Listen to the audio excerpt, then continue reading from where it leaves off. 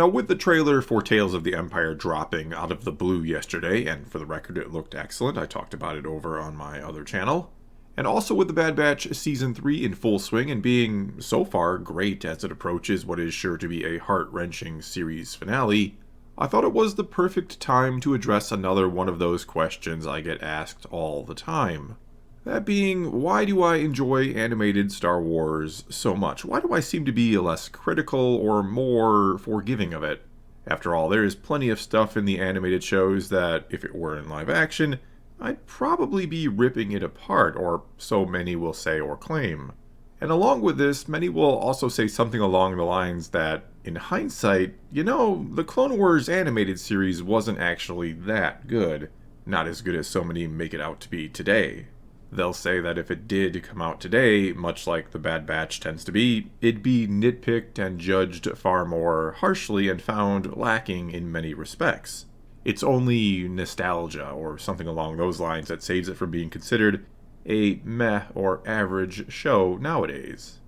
And I will agree that if it were coming out today, it would be judged not necessarily more harshly, but certainly it would be dissected more, shall we say, methodically and vigorously than it was back then, considering how big social media has become in the meantime, that we now have, or have seen the popularity of it rise.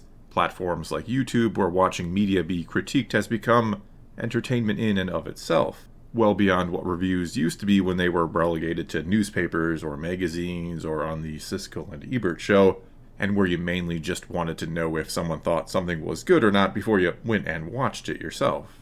Along with it just being a different time for entertainment in general, even though we're only talking 10 to 15 years ago since the start of the Clone Wars and since it was on TV, but what you also have to keep in mind about the Clone Wars was that, not counting the 2 seasons of the Tartakovsky Clone Wars, which were great, don't get me wrong, but other than those, which, was just a series of shorts, basically, the Clone Wars animated series on Cartoon Network, was something completely new and unique for Star Wars at the time. This was a weekly animated show, or cartoon, as some may call it, that wasn't just strictly aimed at a very, very young crowd like, say, Droids or Ewoks was back in the day, for those who remember those shows. This was actually telling truly canon stories that were directly connected to a part of the prequels that went pretty much unexplored in the films, that obviously being the Clone Wars. The show more or less did feel like a part of the larger story of Star Wars, and that was pretty cool or exciting. That was something sort of new at the time. Basically, this was Star Wars moving into uncharted territories, and it was, to be blunt about it, it was just nice to have it. At the very least, and I don't mean this to sound as bad as it's going to, but at the very least it was better than nothing. It was nice to watch a weekly Star Wars show of some kind, especially one that, felt like it was expanding on the prequels, which many of us had enjoyed. Though, to be completely honest with you here, and no, this isn't hindsight, this is how I felt at the time the Clone Wars was originally coming out, but at first I wasn't all that impressed by it. It wasn't all that great. The Clone Wars movie was okay, but nothing that had me on the edge of my seat with excitement and anticipation for the upcoming series. And when the series did kick off a few months after the movie came out, it was also okay or fine. Some episodes were certainly better than others. Another thing to keep in mind here is the state of the franchise overall back then, or the sort of uncertainty around it, you could even say. That George Lucas, after the prequels, he was very adamant that there was no episodes 7, 8, and 9, that the movies were pretty much done. What if someone else beside you came to you and said, I want to make episode 7? Could you see that happening? No. No, absolutely, positively, you're really closing the door without any wiggle room whatsoever. Right. There is no episode 7. Now, sure, there was talk or whispers of a live-action show someday, even rumors that the scripts had been written, which apparently there had been numerous scripts written for the show, and that one day, once the technology got cheap enough, he would actually make it. But really, other than the books, comics, and games, which I loved and were great, don't get me wrong, but other than that, there was no guarantee of anything Star Wars to watch ever again, really, or at least for a long time. You knew someday it would be back in the theaters. No matter what Lucas said about no episodes 7, 8, and 9, you knew someone was going to get their hands on it and make more movies one day. So, in a way, as I said a moment ago, I was just happy to have a Star Wars show to watch. I wasn't too critical of it because the alternative at that time was no Star Wars show to watch, and no sign of that changing anytime soon. Plus, no, it wasn't that bad. The main criticisms of it at the time were, yeah, it could be a little childish, which you understood. It was on Cartoon Network and pretty much aimed at children. And many found Ahsoka to be rather annoying, or they didn't like her because they thought it was kind of ridiculous that Anakin had a Padawan at this time during the Clone Wars, when she isn't around or even mentioned come Revenge of the Sith. There were also those who hated how the show was retconning the books and comics that had centered around the Clone Wars previously, which is fair. The show certainly didn't mesh at all with what the Karen Traviss novels had established, for example.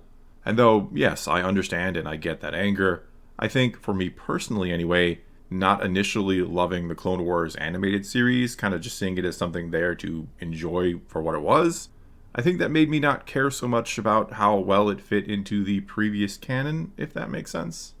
Again, I was just happy to get to watch a Star Wars show, even if it wasn't the best thing ever. Though along the way, something happened, and I don't know that I can pinpoint when it occurred, but it was almost certainly in Season 3 somewhere. But the Clone Wars went from something I'd kinda have to remind myself was on or to watch, to something I truly started to look forward to each and every week, to something I was excited for and then started to really enjoy by the end of it, to the point where I was frustrated when Disney canceled it after purchasing Lucasfilm. And I think the main reason for that change, why it got better, is it got a bit more grown up as it went along. I've heard many who were young at the time or young when it first started say that the show kind of felt like it grew up with them, and it does feel like that, or so I'd imagine as someone who didn't exactly grow up with it. Plus, those later seasons fully embraced the multi-episode story arc approach when you would have 4 interconnected episodes. It started to feel like mini animated movies, especially when you consider the animation itself, especially things like the lighting. They very much improve along the way and start to get noticeably better, I'd say, in Season 3. In other words here, it took a few seasons to figure things out, to get to the point where it was even something actually really good. Something I watched not just because it was Star Wars and the only thing Star Wars to watch. And so, sure, I guess you could try to make the argument that, on the whole, the show isn't that great. That it's more along the lines that it got so much better than it initially was. That it started out so rough that even getting pretty good was a vast improvement and made it feel really good by the end. Though, quite honestly, I still think there's some amazingly good Star Wars in the later seasons of the Clone Wars, and not just for animation, but in general. However, speaking of that, I do think it might be, to some extent, that people just naturally expect less from animation, especially here in the West, where animation is kinda naturally, for a lot of people, it's associated with something that should automatically be for children, so you have less expectations for it as an adult, and are thus more forgiving. Or you'll be more surprised when it's actually good than you would be if it were live action. To use a food analogy here, which, I love to do, it's what I would call the fast food effect, where when you get fast food, you generally don't have the highest expectations, so on the rare occasion when it turns out to be actually pretty good, when they put a little extra effort into making your food, it tastes or seems so much better than it maybe really is because your expectations were naturally just lower. Basically, it's good for what it is, really good for what it is, but if you'd compare it to something you'd get from a finer establishment, it probably wouldn't stack up so well, and you'd expect more from that better restaurant in the first place, just kind of naturally, right? Now, I'm not saying I think that's exactly the case with the Clone Wars, or why so many are enjoying Season 3 of The Bad Batch right now. After the first 2 seasons of that show, let's not forget, they saw their fair share of criticism. But I do think, potentially for some out there, they again automatically expect animation to be something lesser, and so when it's really good, it feels or seems really good because it's so unexpected out of the medium for them. And kind of along with this whole line of thinking here, I think Star Wars animation has become its own thing. We do have certain expectations or standards for it based on what it's been in the past. It has set its own precedents at this point after, again, roughly 15 years of getting animated shows. And I do think, to a degree, we are going to be more forgiving of it. I think its standards are a little lower than they would be for something live action, especially the films that are the premier content of the franchise, or are supposed to be, or what initially was at the very least. I don't think it's wrong, especially given something like the budget of the films, to say we expect more from, or for a Star Wars movie to be better in many ways than a season of The Bad Batch, for example. Or for live action shows to be better than the animated ones, again, given the budget.